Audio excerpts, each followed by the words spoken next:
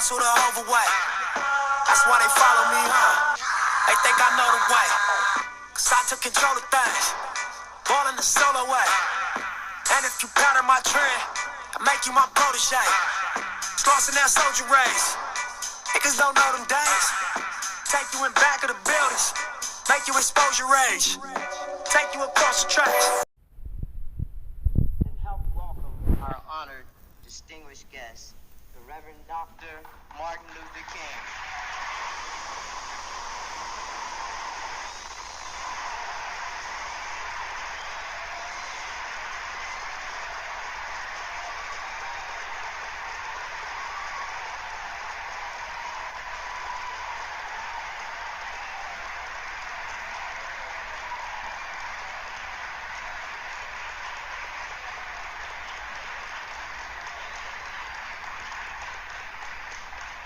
Thank you very kindly.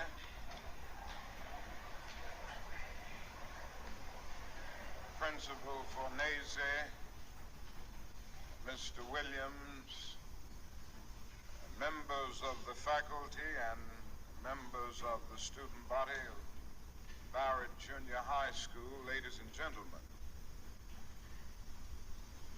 I need not pause to say how very delighted I am to be here today and to have the opportunity of taking a brief break in a pretty busy schedule in the city of Philadelphia to share with you the students of Barrett Junior High School.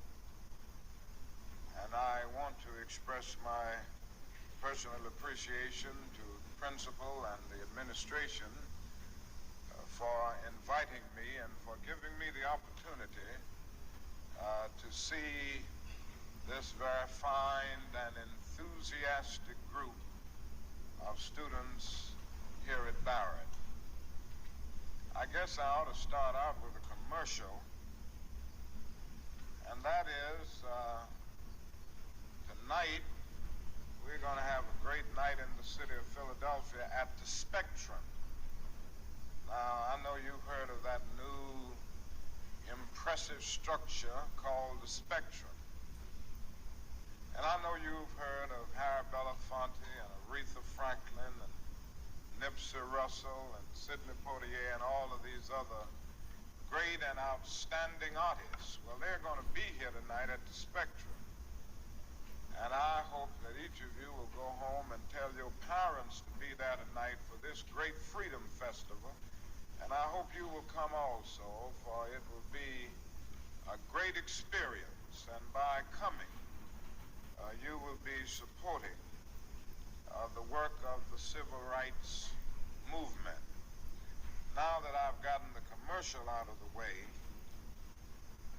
I'll move on and say some things that I want to say very briefly.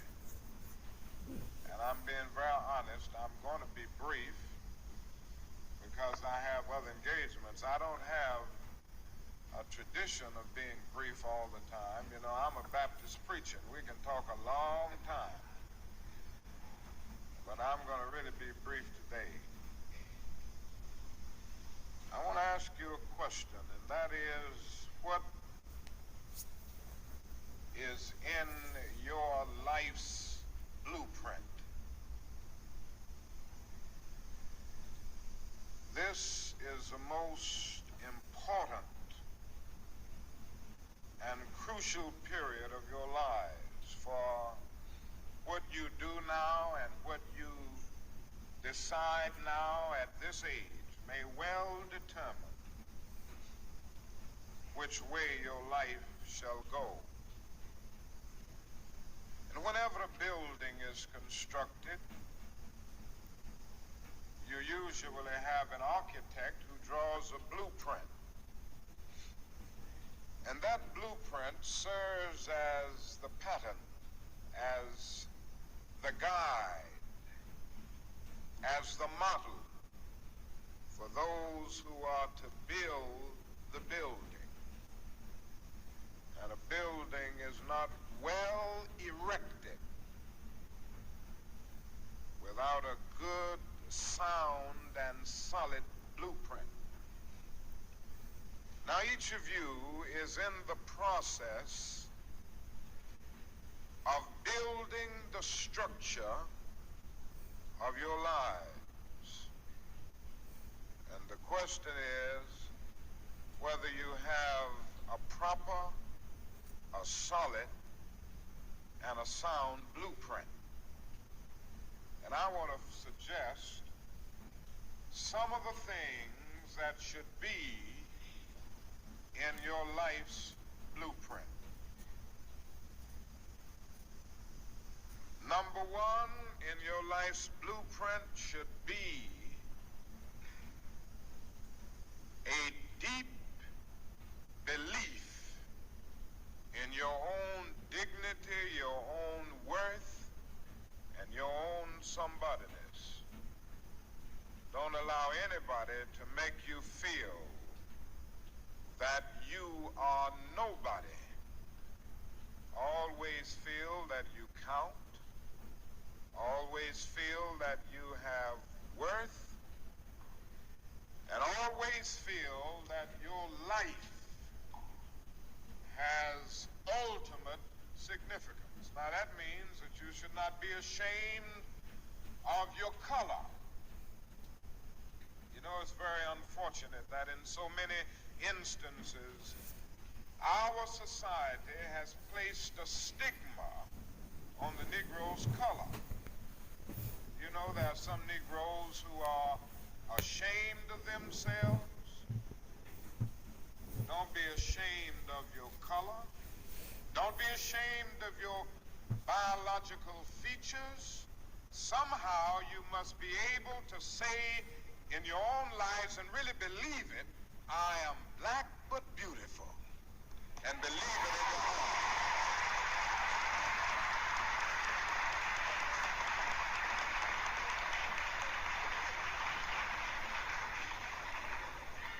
And therefore you need not be lured into purchasing cosmetics advertised to make you lighter. Neither do you need to process your hair to make it appear straight. I have good hair, and it is as good as anybody else's hair in the world. And we've got to believe that.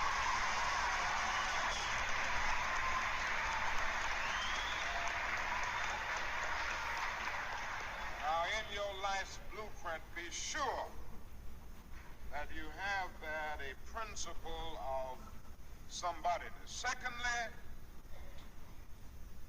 in your life's blueprint, you must have, as a basic principle, the determination to achieve excellence in your various fields of endeavor. You're going to be deciding as the days and the years unfold what you will do in life, what your life's work will be. Once you discover what it will be, set out to do it, and to do it well. And I say to you, my young friends, that doors are opening to each of you. Doors of opportunity are opening to each of you that were not open to your mothers and to your fathers. And the great challenge facing you is to be ready to enter these doors as they open. Ralph Waldo Emerson, the great essayist, said in a lecture back in 1871 that if a man can write a better book or preach a better sermon or make a better mousetrap than his neighbor, even if he builds his house in the woods, the world will make a beaten path to his door. That hadn't always been true, but it will become increasingly true. So I would urge you to study hard, to burn the midnight oil. I would say to you, don't drop out of school, and I understand all of the sociological reasons why we often drop out of school. But I urge you, in spite of your economic plight, in spite of the situation that you are forced to live so often with intolerable conditions, stay in school. And when you discover what you're going to be in life, set out to do it as if God Almighty called you at this particular moment in history to do it. And just don't set out to do a good Negro job, but do a good job that anybody could do. Don't set out to be just a good Negro doctor, a good Negro lawyer, a good Negro school teacher, a good Negro preacher, a good Negro barber, a beautician, a good Negro skilled laborer. For if you set out to do that, you have already flunked your matriculation exam for entrance into the University of Integration. Set out to do a good job and do that job so well that the living, the dead, or the unborn couldn't do it any better.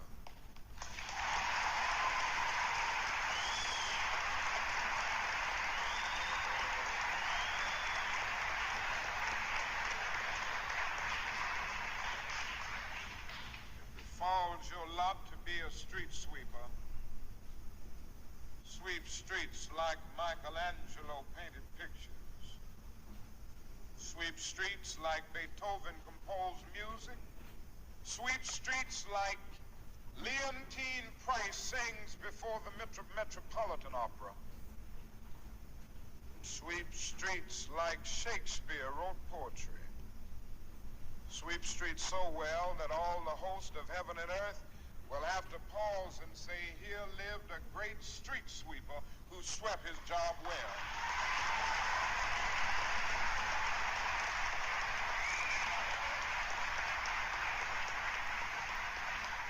If you can't be a pine on the top of the hill, be a scrub in the valley. But be the best little scrub on the side of the rill. Be a bush if you can't be a tree. If you can't be a highway, just be a trail. If you can't be the sun, be a star. For it isn't by size that you win or you fail. Be the best of whatever you are.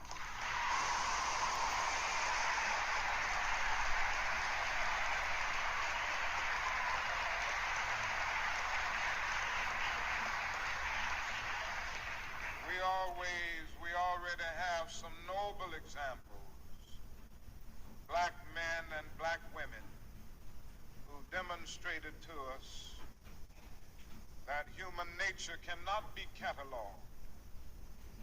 They in their own lives have walked through long and desolate nights of oppression, and yet they've risen up and plunged against cloud-filled nights of affliction, new and blazing stars of inspiration. So from an old slave cabin of Virginia's hills, Booker T. Washington rose up to be one of America's great leaders. He lit a torch in Alabama. Darkness fled in that setting. Yes, you should know this because it's in your own city. From a poverty-stricken area, Philadelphia, Pennsylvania, Marian Anderson rose up to be the world's greatest contralto, so that a Toscanini could say that a voice like this comes only once in a century, and Sibelius of Finland could say, my roof is too low for such a voice, from the red hills of Gordon County, Georgia. And the arms of a mother who could neither read nor write, Roland Hayes rose up to be one of the world's great singers and carried his melodious voice into the palaces and mansions of kings and queens. From crippling circumstances, there came a George Washington Carver to carve for himself an imperishable niche in the annals of science. There was a star in the diplomatic sky. Then came Ralph Bunce, the grandson of a slave preacher. He reached up and grabbed it and allowed it to shine in his life with all of its scintillating beauty. There was a star in the athletic sky. Then came Jackie Robinson in his day and Willie Mays in his day with their powerful bats and their calm spirits. Then came Jesse Owens with his fleet and dashing feet. Then came Joe Louis and Muhammad Ali with their educated fists. All of them came to tell us that we can be somebody. And to justify the conviction of the poet, fleecy locks and black complexion cannot forfeit nature's claim. Skin may differ, but affection dwells in black and white the same. If I were so tall as to reach the pole, or to grasp the ocean at a span, I must be measured by my soul. The mind is the standard of the man. Finally,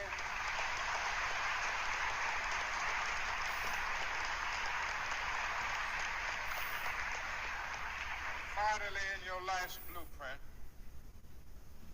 must be a commitment to the eternal principles of beauty, love, and justice. Don't allow anybody to pull you so low as to make you hate them. Don't allow anybody to cause you to lose your self-respect to the point that you do not struggle for justice. However young you are, you have a responsibility to seek to make your nation a better nation in which to live. You have a responsibility to seek to make life better for everybody. And so you must be involved in the struggle for freedom and justice. Now, in this struggle for freedom and justice, there are many constructive things that we all can do, and that we all must do. And we must not give ourselves to those things which will not solve our problems. You've heard the word nonviolent and you've heard the word violent. I happen to believe in nonviolence.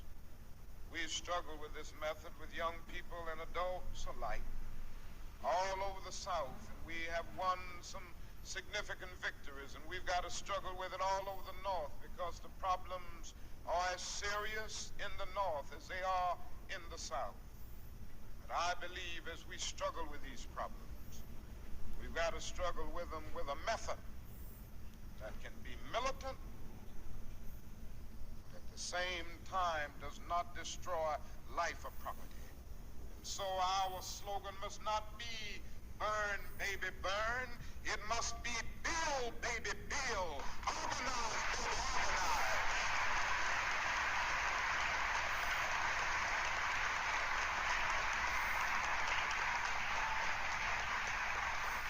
Yes, our slogan must be learn, baby, learn, so that we can earn, baby, earn.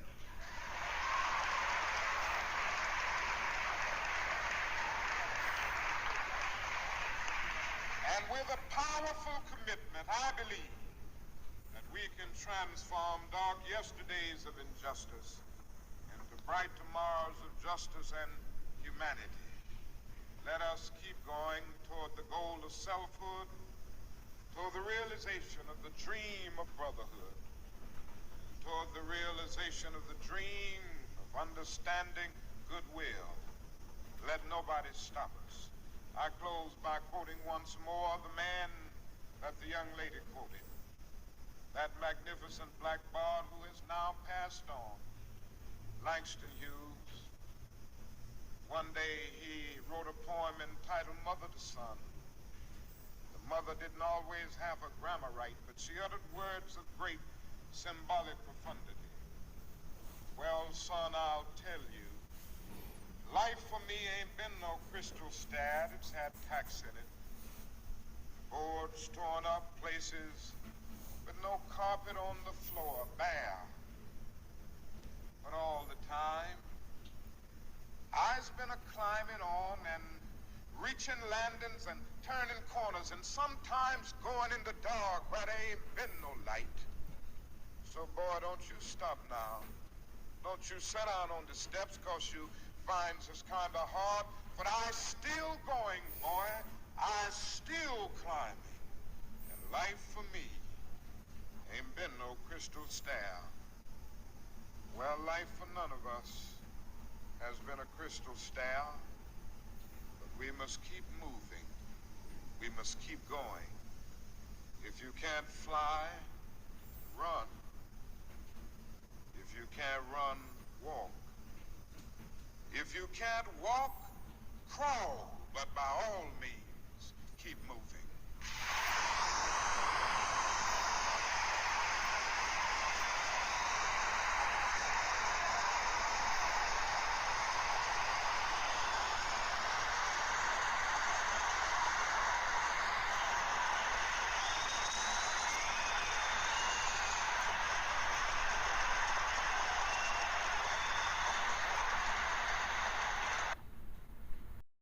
Motivate. Choppers a throwaway. Hustle the overweight. That's why they follow me, huh? They think I know the way. Cause I took control of things. Ballin' the solo way. And if you pattern my trend, I make you my protege. Crossing that soldier race. Niggas don't know them days. Take you in back of the buildings. Make you expose your rage. Take you across the tracks.